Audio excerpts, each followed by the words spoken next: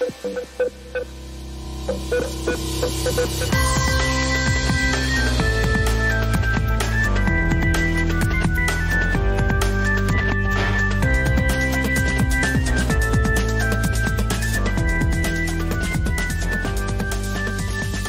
back to Burn the Haystack with Josh and Jesse. I'm Jesse. And I'm Josh. And this is a podcast all about saving the best and burning the rest. And we are not alone today in the studio. We're blessed today to have both Chappo and Tarenne. Guys, so good to have you with us today. It's good to be here. Yeah. It's great. Yeah, I'm stoked. Hey, tell us a little bit about yourselves because we know who you are, but do they? I am the one that is Chappo. I do have another name, but no one knows it, so we just stick with Chappo. I've been a pastor about 14 years now. Yeah, I didn't realise it was so long. It's a That's long awesome. time. I'm getting pretty old. Didn't grow up an Adventist. Became an Adventist in my sort of late teens, early 20s kind of vibes. There's certain things I really love about our faith and some things that still challenge me and that I get a bit annoyed about and things like that. Currently working at Gateway Church with Tarenne, which is a campus church on Avondale School campus. That's me. Cool. I'm Tarenne. I am also a pastor with Chappo at Gateway Church. I love Gateway because we're on the school campus and I really enjoy campus ministry there. Bit of church world, bit of school world. It's a good combination. But yeah, this is my 4th year there. So yeah, that's a bit about me. Just for those of you who don't know, our overseas listeners, Avondale is our tertiary education place. It's Adventist Mecca, Australian style. Yes. But there is also a Avondale kindergarten, an Avondale primary school, an Avondale high school. So Gateway Church is located on the high school. And the Avondale. primary school. Yeah. Sorry. It's I on forgot. campus. So I should remember that. But yes, it is. Anyway, so that's where it is, which is really cool. Lots of churches in the area. Particularly when you've come from, I used to pastor in like regional New South Wales in Kempsey, and if people don't like you as the pastor, they just come anyway. Like, they're just like, this is the only church we've got and we're going to go to church. But yeah, in the Mecca, you've got churches everywhere and it's a bit of a smorgasbord. Yeah, wow. So I don't like you. I'm going to hopefully like this other pastor better. Legit though, like our membership is so transient, like because people just go different places where the big events are happening every Sabbath. So yes. yeah. I'm a little bit curious, Tarenne and Chappo, what's your sales pitch if somebody is like, should I come to your church? Ooh. We have a huge, because we are a campus church, our focus is on the campus. So we do a lot of kids rallies, teen rallies. We want to be focused on the families in the school community there. So that's our space. That's our passion. That's our purpose is, look, we're not here to attract other Adventists. We're really there to just minister to the school families. Yeah.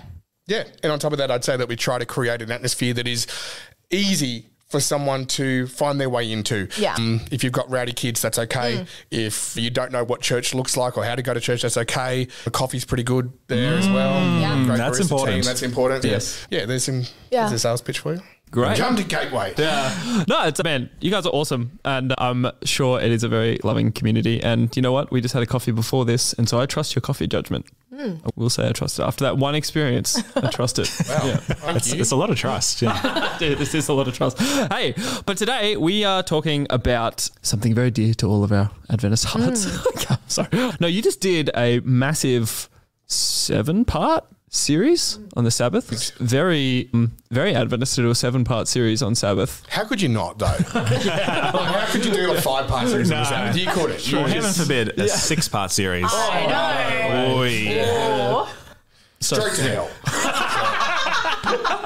So, yeah, we heard really good things about it, and we just know that you've got some really good thoughts on it. Did you really? Yeah.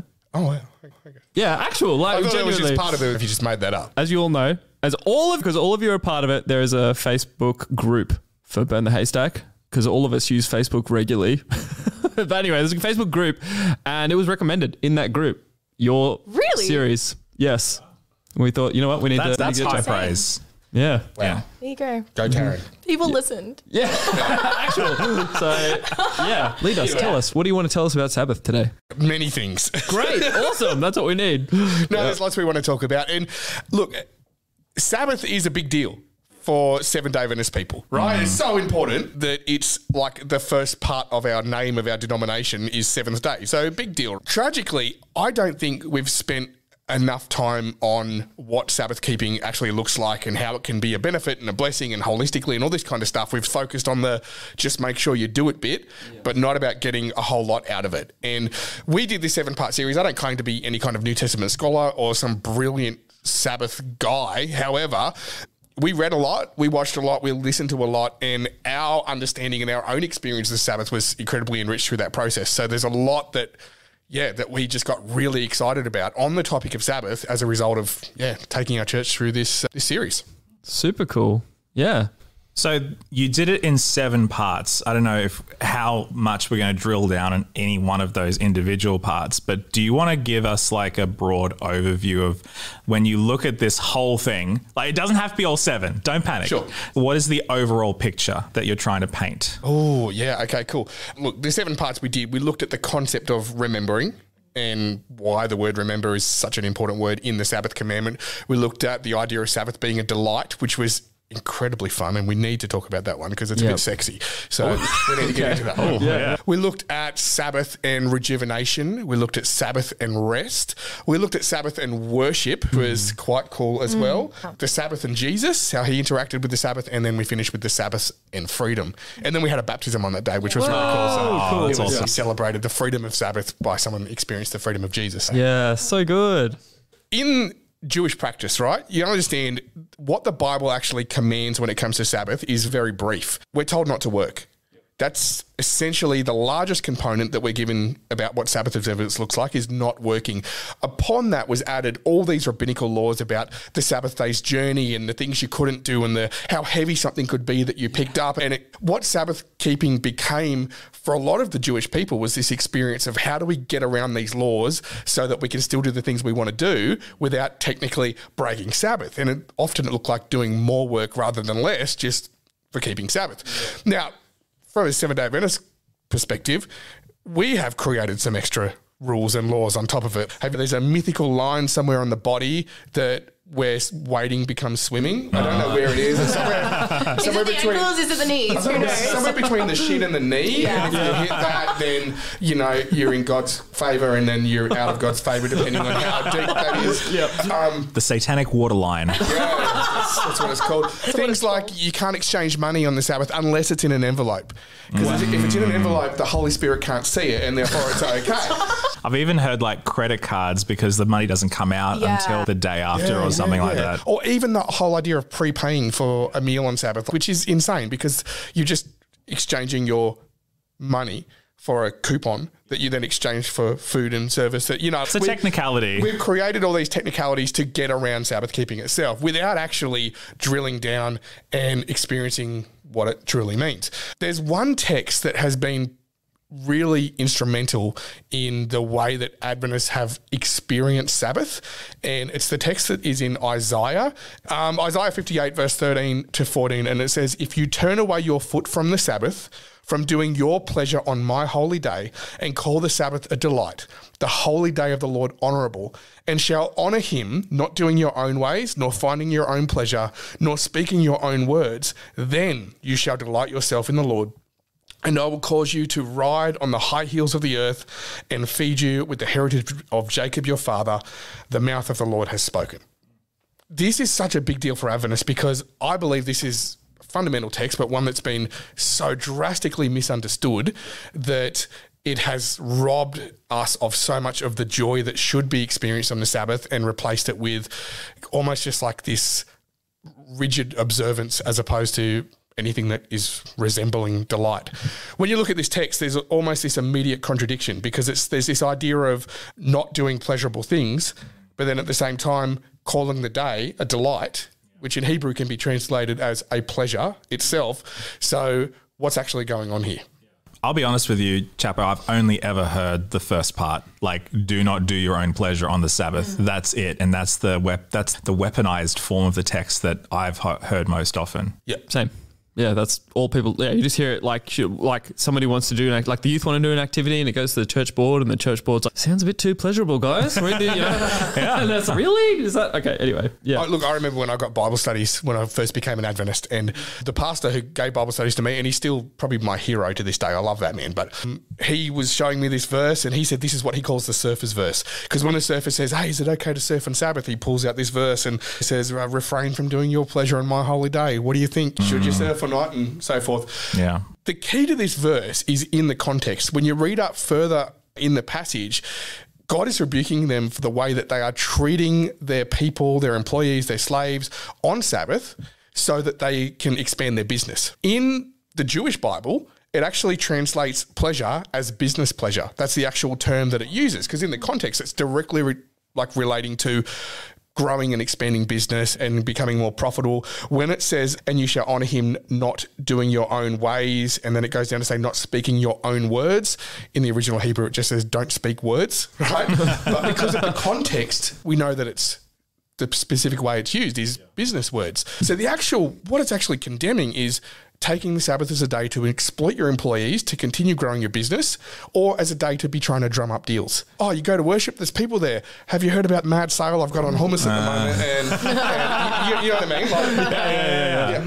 So once you read it in its context, it changes the way maybe it's supposed to be a whole lot more pleasurable than we ever experienced personally, or have understood it to be. And maybe there's something in that idea of Sabbath being a delight that we've totally missed. I think we've tried to make the day like solemn and reverent, like when we think of the word holy, we think, oh, we have to be behaved and quiet and all that kind of thing. I think that can be some of the like interpretations we connect to that word. And I think this verse being maybe like wrongly, I don't know if wrongly interpreted, but interpreted in that way and in that context has just escalated that idea. We have inherited an understanding of holiness from Catholicism that is very much about being solemn and quiet and wearing the right clothes and saying the right words in the right place, and having this idea of sacred and secular things cannot ever cross paths and that. And we sort of inherited that and never rejected those things. But that's not what it's talking about here when it says have it set apart, and have it set apart for the best possible things in life. Fill the Sabbath with the best things. The word delight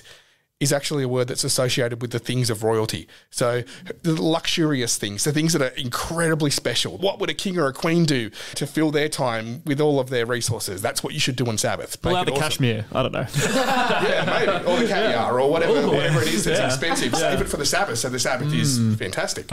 Side note here, and just relating to this verse here, often a question that young Adventist couples struggle with, maybe they don't, but is it okay to have sex on Sabbath? And does this verse condemn it because of the pleasure and all that kind of stuff? And I looked into that a bit because I thought it was a fun topic. In even the most ancient rabbinical writings, there's a record of the Jewish people teaching that Sabbath is actually the best day to engage in sex with your spouse, particularly on Friday night. And they referred to the Friday night intercourse as the Sabbath blessing. I've heard that phrase before, but I feel like I'm going to associate that phrase differently from now on. Every time someone says it at church, I'm going to be like, what? Sabbath is a blessing, brother. Yeah, that was the Sabbath blessing. And it gets better than that. There's record of if the husband of that wife was refusing to participate in the Sabbath blessing for an extended period of time, she could take him to the rabbinical courts and be punished. No joke. It didn't go the other way, but the wife, if she was not receiving her Sabbath blessing, was able to go to the rabbinical court. That's how serious it was, and how open that culture was in terms of probably sexuality and experience the best things you can experience on Sabbath. So, wow. I thought that was pretty exciting. Yeah. That's a big culture shift, I think. That is just not how, previous generations would talk about Sabbath. You mentioned we have an inherited Catholicism. I think we also have an inherited sort of Victorian European prudishness as well, at least in the West, in Christianity, where such things are not fit for talking about in the holy places and things like that. It's silly, but it's our inherited cultural context. For sure. And scripture is full of all sorts of great and wonderful sexual things as well, and sure is gory things and all sorts of stuff that we don't find appropriate maybe for holy conversation, but it's there. Oh yeah, it's Man, I was just like, did my first Bible study with a group of like grade 5s this week, and I saw them open to the wrong page in the Bible that we were looking for, and one of them would think, oh, they started giggling and stuff. I'm like, oh my gosh, what did they just read? Anyway, it's so funny. Yeah, wow. No, that's awesome. I love that. Yeah, great.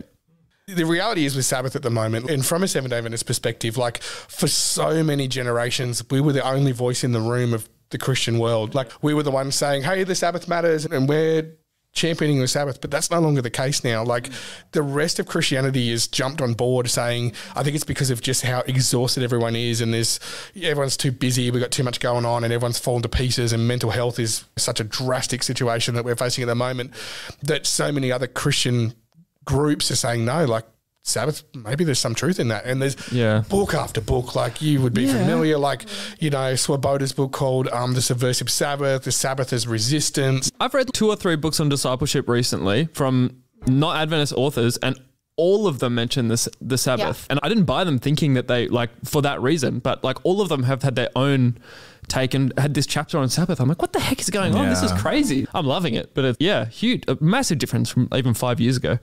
I think part of the problem is that we have been in the mindset in Adventism, as you mentioned, Chappo, that we're the only ones doing this thing, so we have to fly the flag. But in the midst of flying the flag, we've forgotten about, I guess, the Sabbath blessing or whatever it is. The many blessings, perhaps you could say, of Sabbath. Like what we're talking about today, we've been so fixated on the Sabbath is important that we've forgotten the importance of the Sabbath to us. And I think also, like, I think that us as Adventists have been looking at the Sabbath as part of our identity, and that we have to hold on to it because it's our identity. It's in our name. It's like right there, front and center. Whereas the way that I have, because I've also read so many like other books on discipleship and just what it means to be a Christian, and so many of them are bringing Sabbath into that because they're discovering Sabbath for the beauty of what it is, that it's a direct answer, a direct solution to how like our lives are going and the problem of busyness in our lives and how we're getting burnt out and how like our lives are just insane. And so they're looking at it as a gift and as God's like solution before it even became a problem of how busy we are. And so they're treating it as something special, as something new, as something like a discovery that solves all of our problems. Whereas we as Adventists just cling to it and teach it as if it's just a doctrine. And I think that we've lost so much of the beauty. And like Chappo was saying, like for so long we were the only people in the room talking about it. But now I've found that other people are talking about it so much beautifully. That's not even a word. But like they're presenting it in such a beautiful way that I think we can learn so much from them. And I've just been so blessed by reading that and seeing how they're discovering and discussing the Sabbath. Yeah, I think we often spoke about it as a law to be kept rather than a gift to be received. Absolutely. And I think that's why maybe it didn't catch on when we were talking about it as much, because that's the angle we so often approached it from, even though probably deep down we felt it was a gift and we loved it. But when we would talk about why you keep it, you're like, it's one of the commandments. You have to. You know what I mean? And it's like, it's not really selling what God actually wants to do through it in your life. Yeah. It made me think of, it's also been weaponized so badly. I remember when we were in New Zealand, I don't remember seeing this, Josh, but there's a highway between Auckland and Tauranga.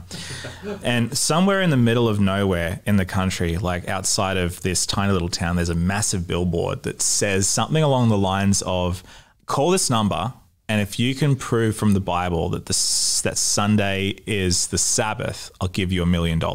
Wow. And every time I would drive past that billboard, I would just go, man, that is so lame.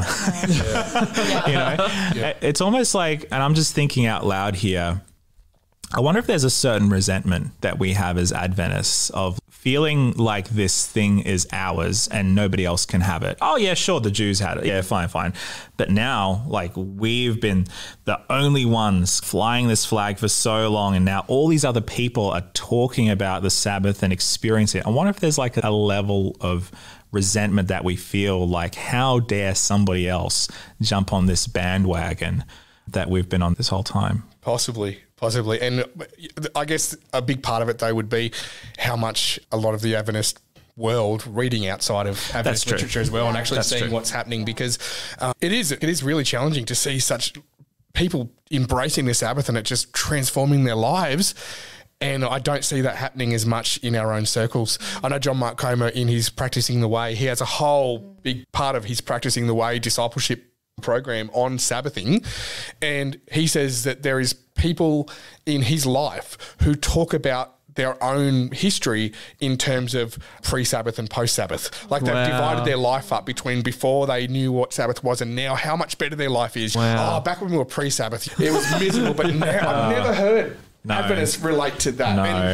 That could be because we've grown up keeping it though. You don't necessarily know what it's like to not have it. I don't know about for you though, but my experience from Sabbath, like when I first started attending an Adventist church, I was probably 16 and like I was confident that God was doing stuff. I started believing in God at that point, particularly because I saw my mum get clean off drugs and alcohol and the only thing that was different was she was praying. We started going to church. There was miracles happening in our family at that time.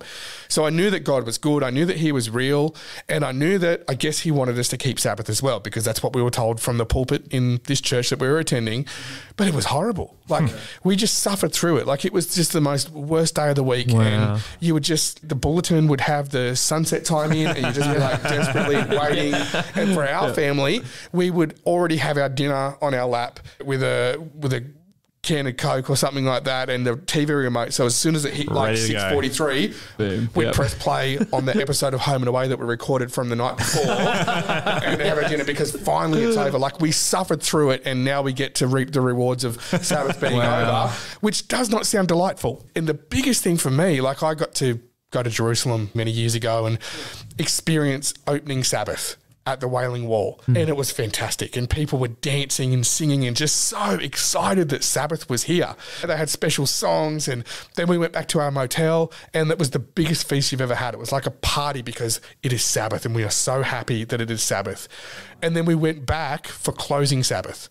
And it was somber. It wasn't a celebration. It was like people weren't crying and weeping, but they were just like, it was, thank God for this Sabbath we've had. We can't wait for the next one, which is a very different experience to what I knew and from a lot of people that I've spoken to have experienced as well. Yeah, that's a massive shift. Like how do we maybe shape our congregations that Sabbath becomes, or like even opening Sabbath becomes that celebration? Like what could that look like? Big question. I don't know.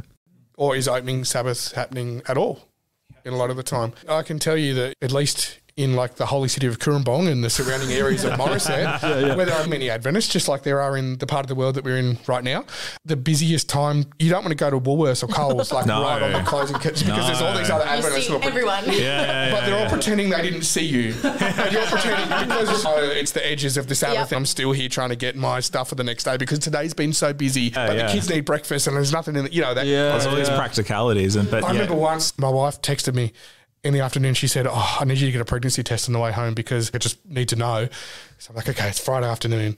So I go to Woolies in Morisset and like it is just jam-packed full of Adventists. Pathfinder leaders and former lecturers from college and just every Adventist and their mum that you've ever met in your life is there. And I'm trying to sneak out with this pregnancy test without anyone seeing it. It was just a whole situation because it's just packed, right? Yeah. And then, but we're just so rushed, trying to do it. And then that leads into not really opening Sabbath, just falling into Sabbath and being exhausted. And then before you know it, it's Saturday afternoon and you've woken up from a nap and you've covered in drool and sweat and you don't know what year it is or what's going on. And the Sabbath is gone because it just happened. Yeah, wow. I wonder if that's partly because of our emphasis on the Sabbath service. I don't know if that's part of what you've been thinking about, but for most Adventists, that's it. That's the pinnacle of the spiritual experience. For many Adventists, it's the only part of your spiritual experience of the entire week. Yep. I'd love to talk a bit about Sabbath and worship and Sabbath and corporate worship as well. Let's do it. In one of the sermons that was actually preached by Mickey Nylon, our wonderful chaplain at Avondale School, she talked about the Sabbath and rejuvenation, and she just finished with this banger of a quote that says, "Is the Sabbath leaving you inspired or tired?" And I just thought that was such a ripper of a quote. So I put it up in my story on Instagram, and I had so many pastors reply back and they all just said tired. So many, which means for us and for also many active people serving in our churches, it's not restful or rejuvenating, it's exhausting. You look at what worship was like Sabbath worship, particularly through Scripture. There's a verse that we often go to that sort of tells us that Sabbath is an important day to worship, Leviticus 23 verse 3, where it says, "You have 6 days each week for your ordinary work, but the seventh day is a Sabbath day of complete rest, an official day for holy assembly. It is the Lord's Sabbath day and is to be observed wherever you live." So in that verse, which is one that we often go to, we're told it's a day for holy assembly. But where do you think people assembled? Particularly at this point, Leviticus, right? You've got the people making their way out of Egypt. Where are they assembling? What do you assume? In the tabernacle. That's what I always thought. They're going to, and you imagine families trotting down the road together. By the time, like, the Israelites made it through the Exodus, there was like 2 million of them. Not many of them are going to fit in the tabernacle. It's got to be a massive tent. So we know that on Sabbath there was some special worship, particularly for the leaders of the tribes and for the priests. But everyone else basically worshipped in assemblies in their own tents. Like, it was what we would call home church, right? And then you move into the New Testament experience and people gather in synagogues. And do you know that...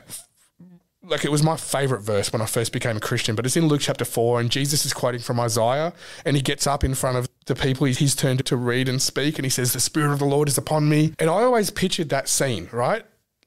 It's like the synagogue was like some large church, kind of like Memorial Church in Cooranbong, but except for it's made out of white rocks. It's just the same. And everyone's sitting down on pews, but they're made out of rocks. And Jesus gets up behind a pulpit that's made out of rocks and starts to read this verse. What happens? But then I saw the depiction of that in season 3 of The Chosen. Oh, yep. And it was really different. Yeah. Because Jesus is in this small, dingy, dark room with about 40 people. And he just takes it and reads, and I'm just like, this is messing with my head. This is not how I imagine this. But very simple gathering. Like, the Sabbath service in the New Testament time was they would come together in synagogues in small groups. Someone would be chosen to read, like, on the spot. That's why Jesus is back in town. Okay, you can read today, mate. Here you go. Get up and show us what you've been doing. There was no need for planning centre. There was no need for disputes between worship leaders about what song is still relevant and all this kind of stuff, because it was just so simple. But it's very different to what church looks like today. Like, fast forward 1800 years, you get the lady named Rachel Oakes. You familiar with her? She was the one who introduced the Sabbath to the early pre-Seventh-day Adventists, to the Millerites. And there was a Millerite preacher preaching in a church, and he said that I can keep all of the commandments. And the next week she rocked up and said, "I bet you can't keep the Sabbath." Like, she's referred to in history as a particularly aggressive woman. Definitely an Adventist hero. That's right. But she was the one who convinced these really early Adventists that the Sabbath was important. And then this guy took it back to Ellen and James, and they were like, yeah, this is legit. We need to start doing Sabbath. But what did doing Sabbath look like for them? It looked like taking the Methodist Sunday church service and bringing it back 24 hours and putting it on Saturday morning, and then they'd fix the problem. Innovation. Right? Yes. So, like, essentially, I don't think as a denomination we have ever wrestled with how do we worship, how do we gather, how do we do liturgy in a way that is Sabbath friendly, that's not just copying and pasting what we see other churches do on Sunday, plonk it on Sabbath morning and say now we're keeping Sabbath because we're going to church on the right day. So much of what we do to keep Sabbath is just going to church on the right day. Yeah. Regardless of everything else we're told about Sabbath in Scripture, we boil it down to going to church on the right day. Yeah, I think for us, that ticks the box of, it's holy. We've made it holy because now we do church on that day. So that makes today holy. And we've assembled. And this is the only way that we know how to assemble. Yes, in a holy way. Yeah. Yeah. Yeah. Yeah. I remember we were listening to a preacher, my wife and I, and he has church on Sunday, but he keeps Sabbath Friday night through to Saturday night like a traditional Jew or Adventist would. She was talking to me saying, I feel envious of these pastors who get to have Sabbath and then get to do church on a different day. Even Swoboda in his book, Subversive Sabbath, he even says, you can do Sabbath any day, which I don't agree with. I believe that Saturday is Sabbath. But he says you can do it any day, but if you're clergy, you just can't do it on the same day you worship because there's too much work involved in making church happen. And so my wife is saying, I feel jealous of these people who they can keep Sabbath and it's enriching and good for their family and for their soul and for their relationship with God.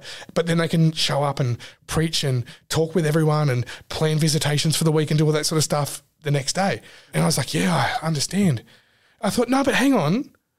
Scripture says it's a day for holy assembly. Like that we should be able to do Sabbath and gather and worship in a way that doesn't destroy Sabbath. And I don't know what the answer is. Like I'm proposing a problem here, but I'm just surprised that as a denomination who values Sabbath so much that it's in our name, we've never had a discussion about how can we gather in a way that isn't anti-Sabbath, that doesn't leave us exhausted. Recently, Tarenne and I were over in America with a group, and not just saying just us went, but What a nice flex. Yeah, we're just casually in America. we went to Exponential Conference, and in one of the workshops we were at, Sabbath came up. And I remember having a chat to some of because pretty much all the other churches in the room, other than our little group of Adventists, are all Sunday churches who seemed to keep or were interested in keeping Sabbath. And I remember speaking to one of the guys, funnily enough, from New Zealand, who has a Sunday church but keeps it like Friday night to Saturday night sunset. And it was really cool having a chat about it. It was just like, oh yeah, you Adventists were talking about this for ages, and it took us so long to catch on. We should have listened or whatever. It was really funny. But then he said, but I don't know how you go to church on Saturday. Honestly, I don't get it. And I remember thinking to myself, yeah, and I remember telling me, yeah, I see like you guys get to have a more restful Sabbath, but I love getting to gather with everybody on Sabbath. Like I love seeing everybody on that day.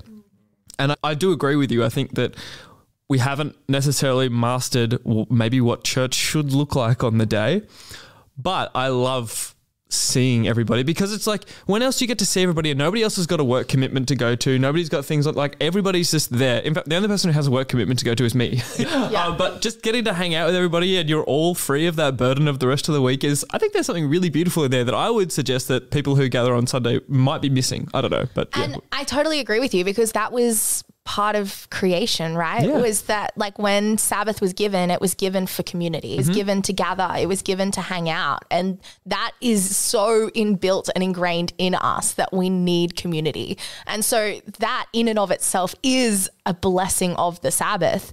But how do we do church in a way that isn't stressful, that isn't like busy, that just adds, because like we have this culture of busyness in our lives, like our whole work week is just rushing from here to there and everywhere. Like we need to differentiate between Sabbath community and the blessing that is, and using like that to add to our busyness in our life. Yeah, but then also the tension of how do you make the gathering meaningful and empowering and inspiring and all that kind of thing too. Yeah. There's so many tensions to wrestle with. At the risk of getting a little too nerdy, I think there is potentially some sort of westernized, consumeristic, capitalistic urge that we might need to reckon with as people. Because look, if you're a conservative, then you expect to come to church and for everything to be reverent and for the organ to be on point and the choir to be fine, and there are expectations. If you're a progressive, you want a raging band, you want the lights to be good, you don't want the mic to be turned off in the first 15 seconds of the announcer's voice. You want everything to flow well. And where are we getting that from? We're getting that from our culture, which demands excellence, which demands the highest level of quality. And I'm not saying that we shouldn't strive for that within our spiritual practice, but I also think that is that buying into the world's measure of what something should look like. Yeah. Abraham Heschel talks about the fact that a Sabbath is a cathedral in time. We're escaping the world of the material and we're going into a different space.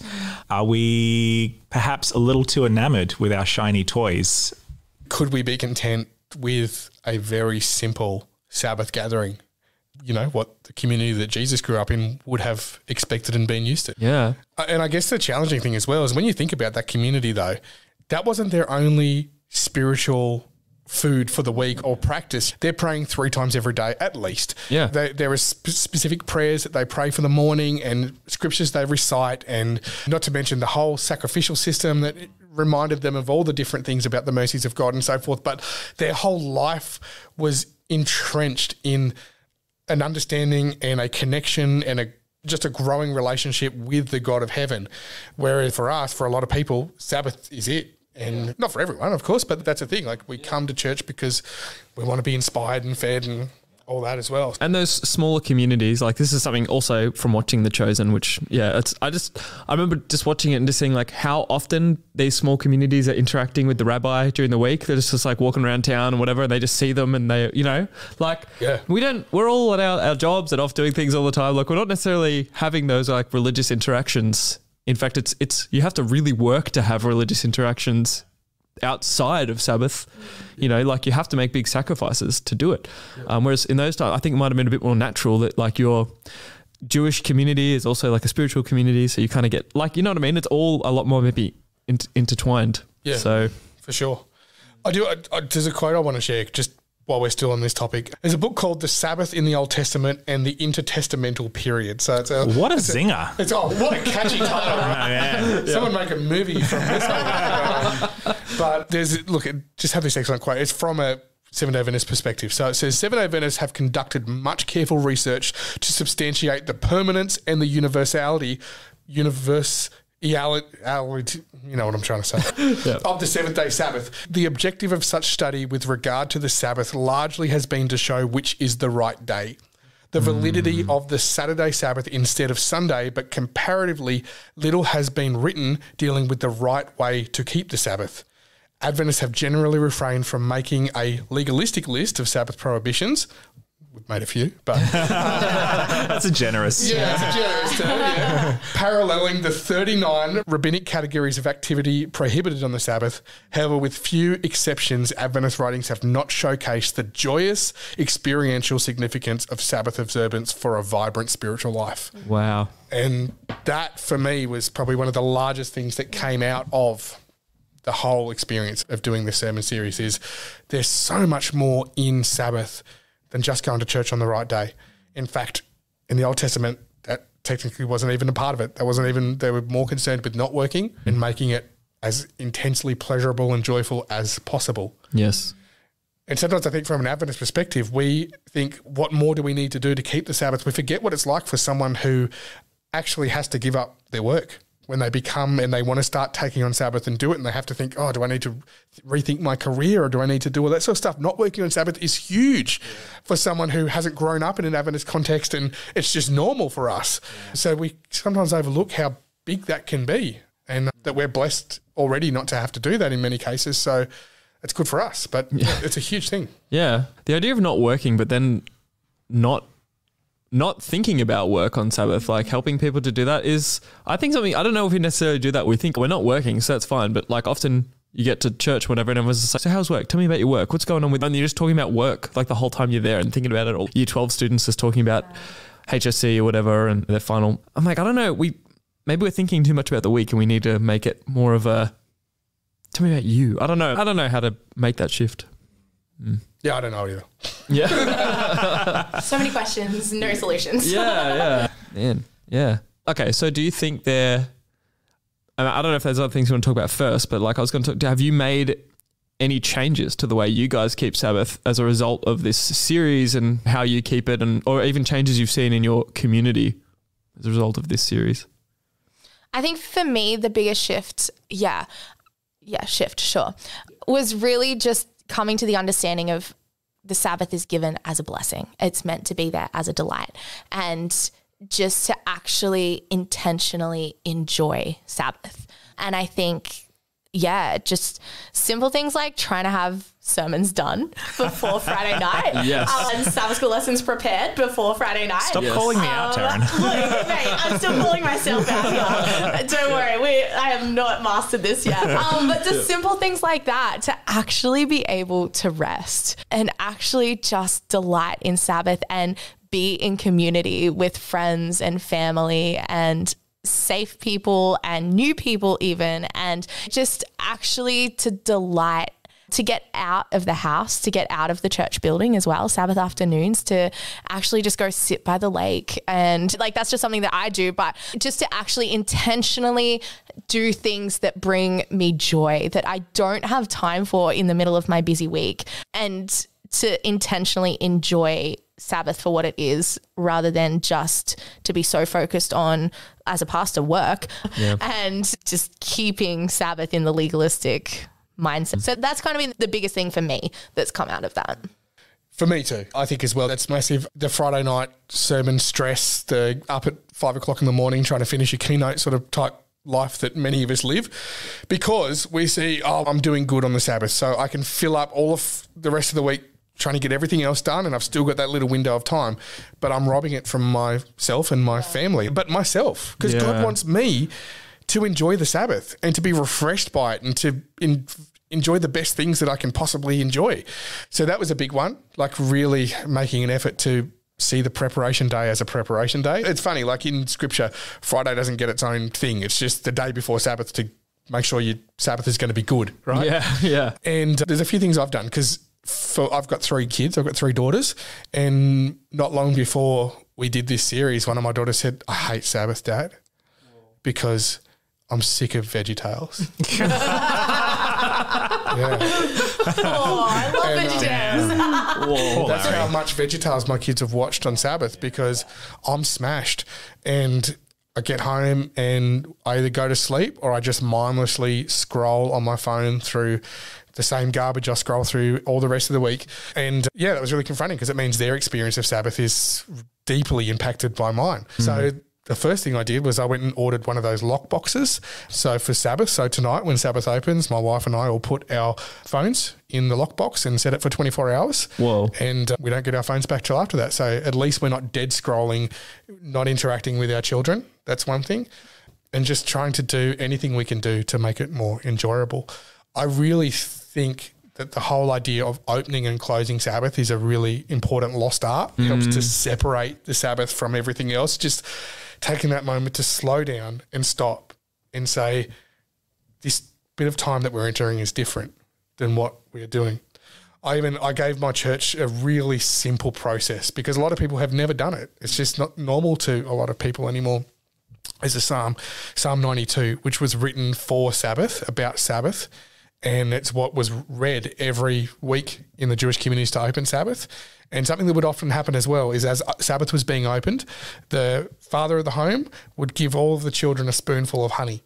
So I said to my church, I want you to buy a bag of Skittles at some time in the week and just sit down, read Psalm 92 and eat a bag of Skittles. Or if you've got family, share it with your family. Or if you're gluten-free, get whatever gluten-free people need. I don't know what that is. I thought Skittles were gluten-free, but they're not. Oh, they're not? Oh, okay. Apparently. But you get the point. But seriously, and just stop and say a simple prayer that, may what I experience for the next 24 hours be really good for me and my own journey with you, God, and for other people. And may church be uplifting, and may I connect with people in a meaningful way.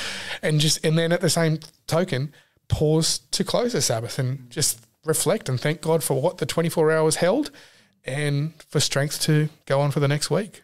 Whoa, that sounds awesome. I have questions. Okay, yep. How have you found it as a pastor, or as your wife and you are pastors, correct? Correct. Yeah, we're both pastors. Yeah. How have you found not having a phone on Sabbath, and how has your church responded to it? Because I feel like that's when they all text me and call me. And absolutely. Yeah. What we have had to do, and look, when I told the church about this, they were very supportive and applauded what we were trying to accomplish for the sake of our children. But we have a home phone now, which we never had before. So we have a home phone, and we keep the number available for people. So if there's something that arises that's a Sabbath need or whatever, or they need to find out something about what's happening the next day, that's how they have to contact me if it's Sabbath, because I won't get any text messages and I won't get your Facebook inbox messages or whatever different way you're trying to communicate with me, because I'm doing my best to make the Sabbath work for me. Look, I still have my iPad because that's what I preach from. So when I get to church, look, I'm not saying it's perfect, but it's not as easy to find yourself in a death scroll on an iPad as it is on Sabbath afternoon, just mindlessly. It means that I'm far more intentional about being present. But so far so good. Cool. I have to say, we are really blessed with a very supportive church community that value us as human beings first and pastors second. I know not all churches are like that, but we have a great church that wants us to be thriving and well in our own spirituality and our own holistic wellness. Yeah. So good. Wow. Yeah. Look, we're getting toward the end of our time here. So I just want to make sure that Chappo and Tarenne, if there's anything else that you wanted to mention about Sabbath, what else is on your mind? And then we'll call it a day. I think just the last thing I'll share, in the context of Sabbath, and when we're given the Sabbath command, when we're told about Sabbath right there in Genesis, The word Sabbath simply means to stop, right? It's the most simple thing. It's when in Exodus, when it says the manna came down, on Sabbath it would stop, but when it says the manna stopped, it says it's Sabbath. Oh, cool. Because that was the word for ceasing and to stop. But there's this other word, which is the word rest, which means in the original Hebrew to settle in, to rest. And I think it's really important to differentiate the two. You can have a break, you can have a day off, or you can have a bit of a rest, but it's like stopping at the traffic lights but then you have to go again straight away. The whole idea of Sabbath, at least in the Old Testament context, was that you stopped and you stayed stopped. It was like you settled in. You took up residence in rest. It's like putting on the handbrake as opposed to just putting on the brake at the traffic light. You're saying, I'm sitting here for a while. The same word that is used for rest is a word that was used when the locust came down and descended upon the fields and they took up residence there. That's the idea. Right. It's that idea of we take up residence in rest and we say, this is where I'm going to be for some time. I'm going to be in rest. And we have to really work on trying to find that experience, that rest, the rejuvenation, the joy, the delight, and the worship and the connection in what Sabbath is. So good. Yeah. Yeah. I think. Got anything, Tarenne? Nah, I reckon you summarised that perfectly, mate. Good job. Yeah. Oh, okay. Yeah. I visualize it kind of like the difference between like just sitting in a chair and then like really reclining in a chair and putting your feet up kind of thing. I don't know if I often actually recline on Sabbath. I'm often just, like there are things I've been like trying to do, especially this year, to try and make my Sabbath more enjoyable and restful, but I feel like I've got a long way to go. Lots of things to learn as a pastor. Is that this is going to look different for everyone, right? And that each of us, like, it goes from a list of rules of how to keep Sabbath to an individual care plan of what Sabbath looks like. Ooh. Does that make sense? Like, we need to actually individually stop and consider, what does Sabbath look like for me? Because the Bible gives us really great principles, but the reality is that the culture that we are living in now is so different from the culture that they were living in then. And so how they culturally kept Sabbath then isn't necessarily how we're going to culturally keep Sabbath now. But the principles of resting and stopping and delighting and having joy and community is the same. So what does that look like? And I also don't think that is going to be exactly the same across the board of our Adventism either. Like, we need to individually seek out God and ask him, like, what does Sabbath look like for me? And how do I connect with you, God? And how do I connect with others? And how do I stop in my life? What does that look like? So I think the challenge for all of us is to actually consider that and come up with our own plan of how does Sabbath look like in my life? Yeah. What are the things I really need to stop? How do I rest better? Who are the people I need to spend better time with? Yeah, like maybe not even just more time, but like more quality time, like turning the phone off. Yeah, it's massive. Like I found the difference in looking after my daughter. Like, if I don't have my phone on me, like, I'm way more patient and engaged with what she's doing. Is when I got my phone on me, I'm like constantly thinking about, I just quickly send that message off to that person. You know what I mean? Even though you don't think it's going to make a big difference, but it's just that little thing. And Look, when I told my daughters that we were going to be locking our phones away for Sabbath, my oldest daughter cried. Really? No, genuinely. I genuinely cried because she was just so happy. And she says, I can't wait. Because she was like, I'll get mum and dad on Sabbath. Yeah. Whoa. Yeah. Yeah, I think we don't talk enough about digital Sabbaths as a church. And I think that's a real, not just a good idea, but a genuine need. Especially, we talked a bit about digital burnout and stuff when we took our big break from the show.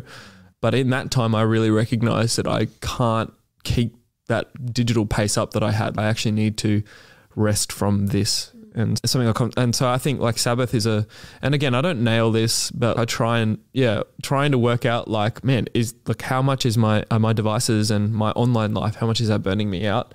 And I need to put the brakes on that to be more present in reality. And Sabbath seems like the perfect recipe to do that. Like, it is the answer to so many of our problems in society. And going back to like your comment about consumerism in society, like the Sabbath stops that. Yeah. Or it can. Yeah. Has a potential for that.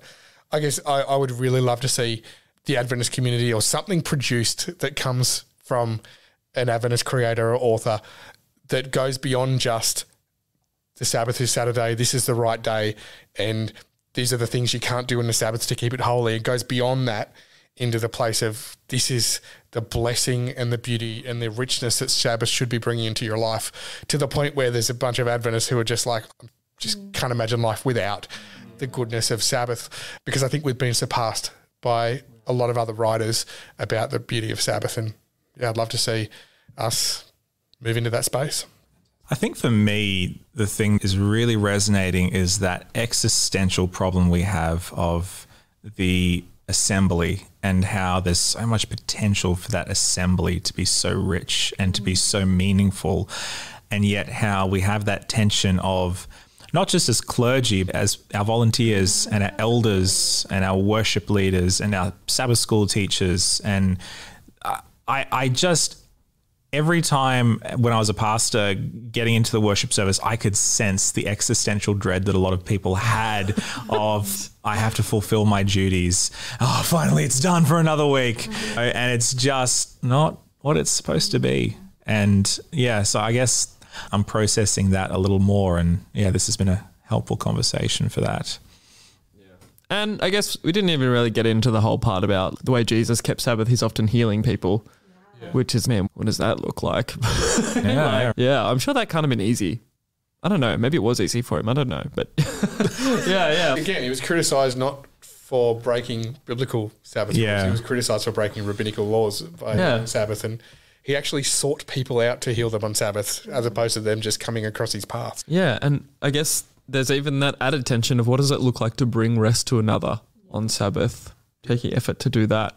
Not just thinking about rest for ourselves, but how do I make this a rest and a delight and worship for somebody else too? There's all that. We can't be selfish with Sabbath. It's a time to receive a gift, but also to give a gift in a strange way. Yeah, absolutely. Yeah. Lots to think about. Yeah, this has been really helpful. Thank you, guys. Oh, my pleasure. Yeah. If people want to check out you did a 7-part sermon series on Sabbath. Where do people go to check it out if they want to hear more? Yeah, look, you can jump on YouTube. That's where all of our sermons go from Gateway. Gateway Community Church Live is what our... Yeah, that's a good one. Tune in live for Gateway Community Church on YouTube. But that's where you can find all of our sermons, and maybe we need to make them easier to find. Good luck. Yeah, embedded in somewhere a in church there. service. Yeah, but just watch them all, guys. If you're keen, you dig in, you will find. And if somebody is in the greater area of the Avondale Holy City and they want to rock up to one of your services one day, when and where and how and who? And awesome, great question. We are on the Avondale School campus, which is at the very end of Avondale Road. Whoa. Which is beautiful, isn't it? We meet in the MPC, and come along anytime from 10 a.m. Get yourself a wonderful coffee and stick around for church at 11. So good. Hey, thanks so much for taking the time to hang out with us, guys. We appreciate you both and the wisdom that you've brought today. And I just know some people are going to resonate and have lots to say about this. We'd love to hear your thoughts, guys. Send us a DM or jump in on the community group on Facebook, and we'd love to hear thoughts about this. Start a group chat and just see. Yeah, we'd love to see what you guys have to say and your thoughts on Sabbath. And if you try anything from what we've shared about today, let us know how it goes. Maybe reshaping the way you do Sabbath to make it more of a delight rather than a labor.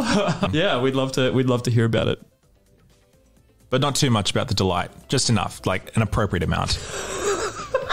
The blessing, you too. The blessing. The Sabbath blessing. A Sabbath blessing. Okay. Oh, great. That's what we needed to finish. All right, awesome. Thanks, guys. We love you. That is... All right. That is Josh, Jesse, Chappo, and Tarenne out.